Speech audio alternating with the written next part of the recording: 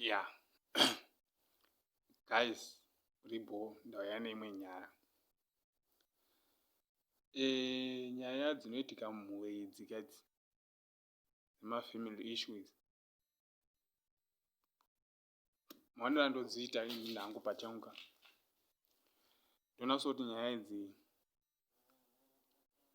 hadzidonyanyo kupindira stereki, hadzidonyanyo kupindira madziri mukati madzo. Ko zvinoitika ka ndechokudaiwo, panotungana mombe dzemudanga paya paya hapadi kupindirwa, ende panhuwo hapana kudaitwa mhuru, vese vakudaita mabhuru. Padzinotungana mudanga zvekutora divi, ini hangu handidi kutora divi, kozi unozoshaya kuti womhanya nebhuru ripi racho.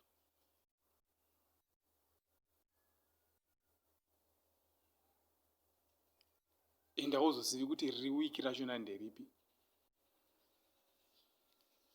Kana vakazodzora ushamwari, iwewe ndiwe unova wapa mawani. Ko dzemudanga ka ndedzemudanga ka idzi. Pazvese zvakaitika zvazvaita tisipo, tozongoona pazvino pano naapapo. Kumashure uku kwazvakabva uku, hatizivi kuti zvaifamba sei. Saka zvekutora divi kuti uku regai ndimire neiri, kana kuti regai ndimire neiri, unozonyara mangwana vadzora usawira. Because dzemudanga chandinoziva hadzirashani chero dzikanetsana sei, dzinodzokerana chete. Saka nyaya idzi dziri kungoitika idzi nzee nhengi azodai, aifanira kudai, ndoona sekuti tichipedzerana nguva.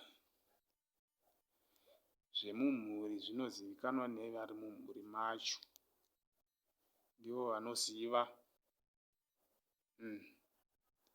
Zvimwe hazvisi zvekupinda, ndezvekungotarisa so, woona wonyarara wosiyana nazvo zvakadaro. Kungotarisa chete, takagara zvedu muteresi tichiona.